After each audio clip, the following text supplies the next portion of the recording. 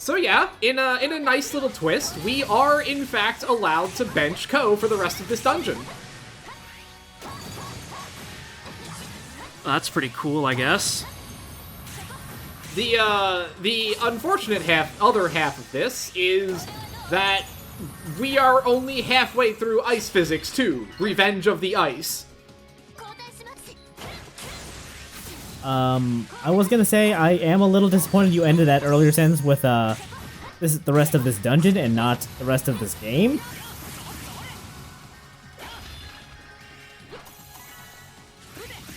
Oh well, having Yuki's range for Ice Physics Hell would probably be a nice boon for combat.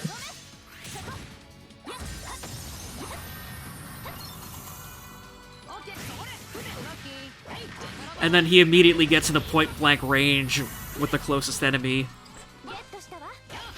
Yeah, Yuki, please stop making a liar of me. I think you need to blame Artix for that one, not Yuki.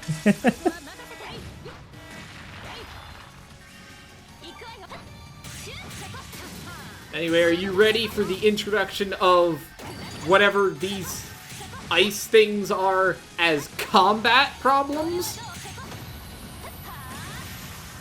They don't seem like they're that much of a problem right now. I mean, they really aren't, but it is at least an interesting wrinkle to ask you to not slide yourself face first into the cursed ice sculptures. Again, I really think, like, if they inflicted freeze on you, that would make them quite a bit more interesting.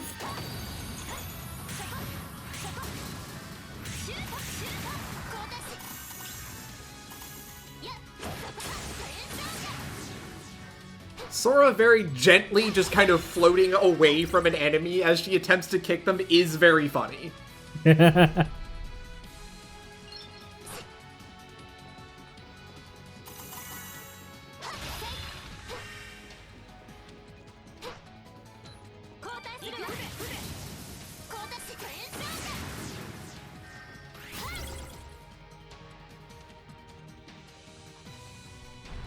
I appreciate that the only thing that stopped her sliding was the cutscene kick again. Frankly, that's a little disappointing. Should have kept her sliding.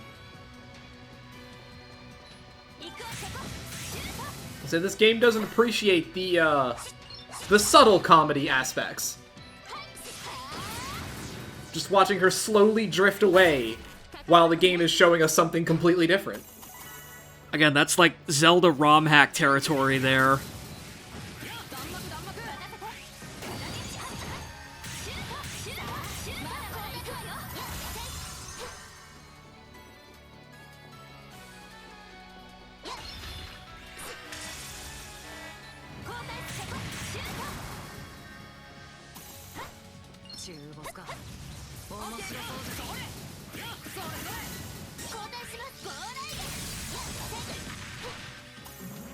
Does this thing count as a mini-boss?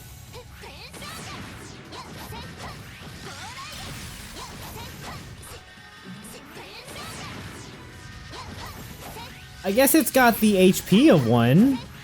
Yeah, like, Sora's opening shot did like 3,000 damage to it, and it barely took like a sliver off its health bar, so... Yeah?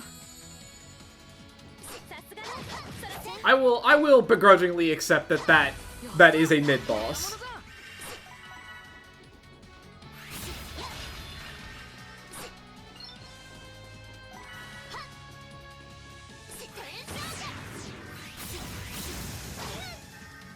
Life 2, it's like life, but better.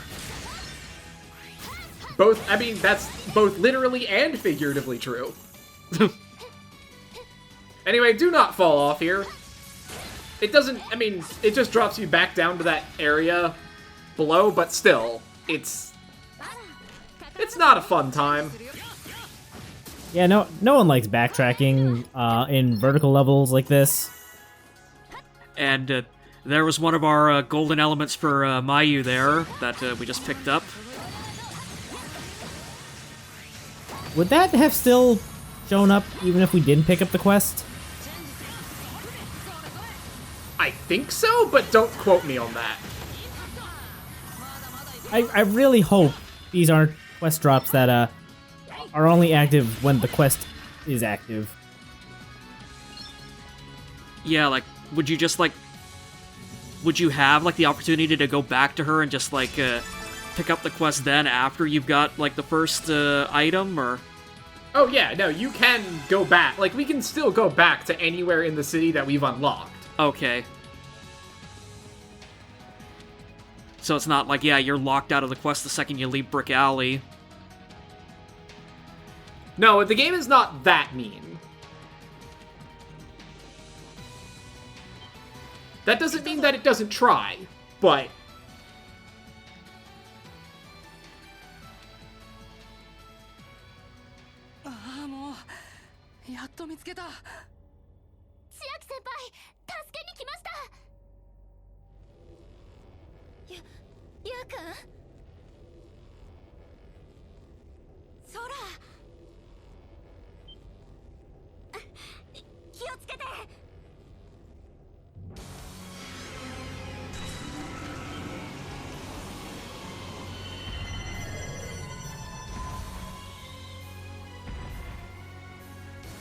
So this is Orphan.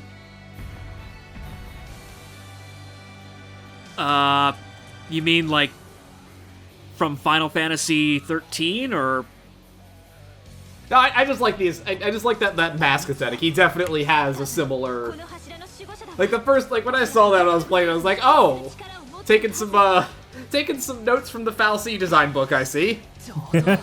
Yeah, just creepy mask, spinning halo...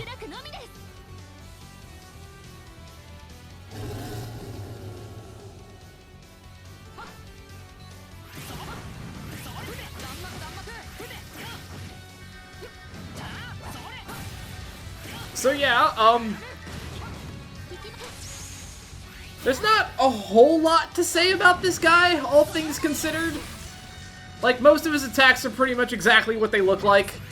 He's got the ice swipe, he's got the big area of effect slash, and then he has one more toy that we haven't seen yet, where he will drop crystals that turn more and more of the actual floor into ice.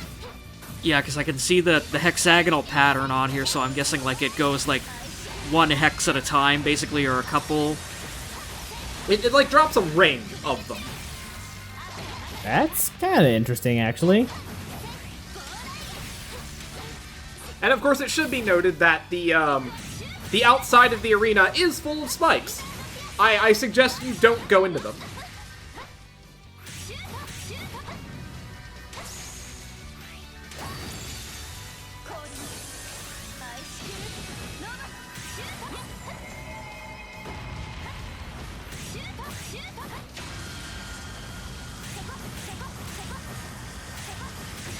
Yeah, like, I was kind of thinking, like, it would have been, like, really neat and creative if, because, like, they're clearly doing a greatest hit slash mashup thing here, where, like, the boss that you'd fight at the end of this thing would be, like, a mashup of, basically Chiaki and, Aoi's, rescue dungeons.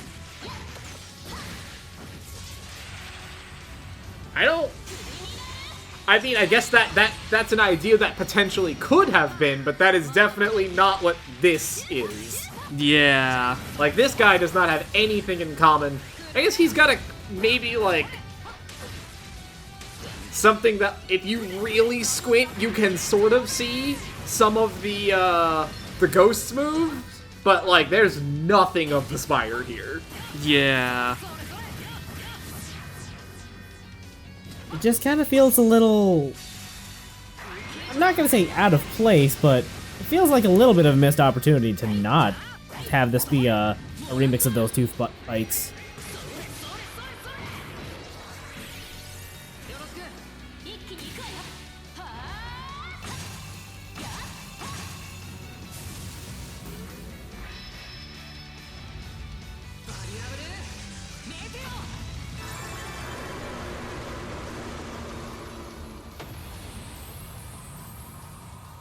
Also, I'm guessing that was, like, the furthest extent of, like, how much the ice physics affects the boss arena, but if you notice, basically, the last little stretch of walkable area was shaped like a snowflake by the time it was all done.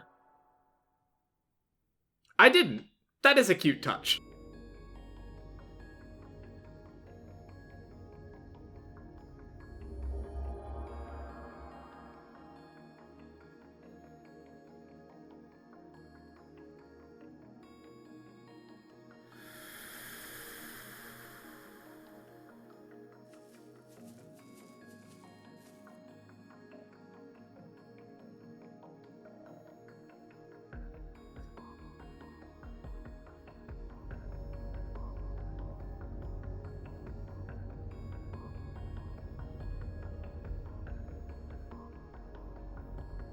Man, Akros Tower has seen better days.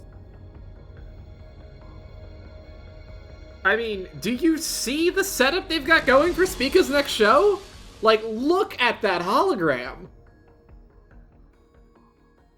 They went all out on the stage design for this. I wasn't expecting them to take inspiration from Ganon's castle, but it is pretty cool looking.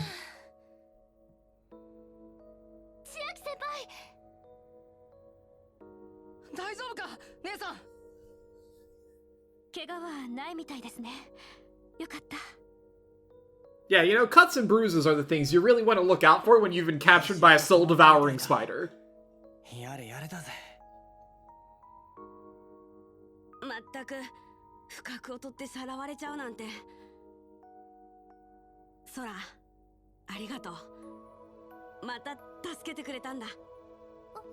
Wait, does she remember the first time, or... Oh, yes, I guess she does. And she just looks at Asuka. Thanks for wiping my mind, you bitch.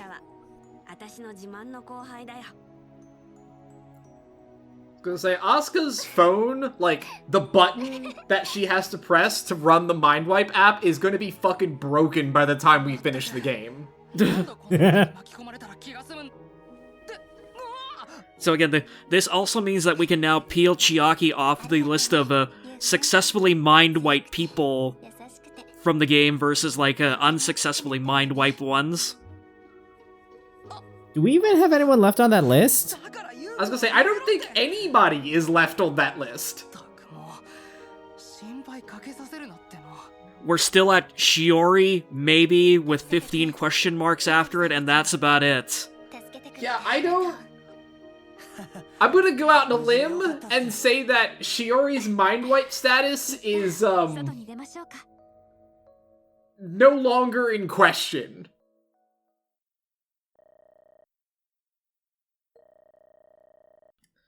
There are many things one might say about her current state, but I think she is extremely aware of the eclipse.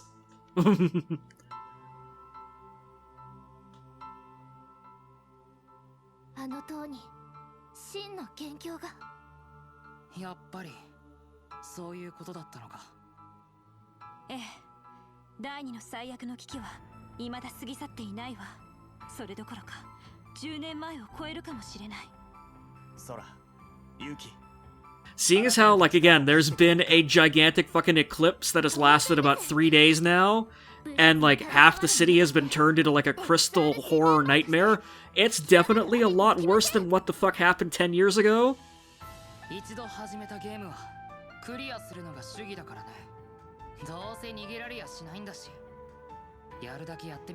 Yuki is one of those people who is, like, proud to be like, yeah, it gets good after about 30 hours.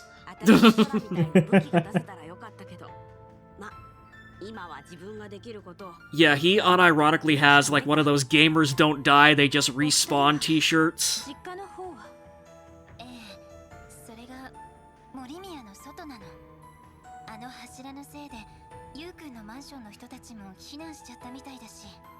God, I just fucking realized that Yuki is this game's Birdly from Deltarune.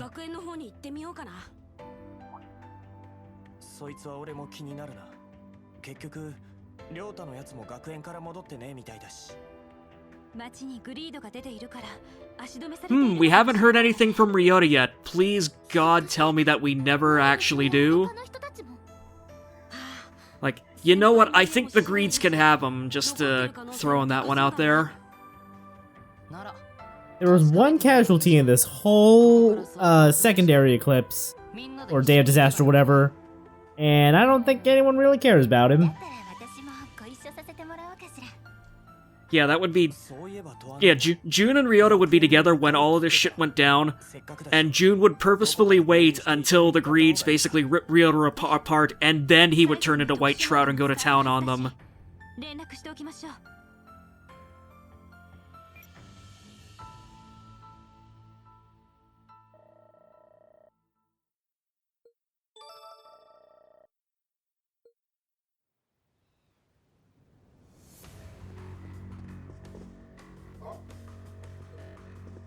Very insightful, thank you.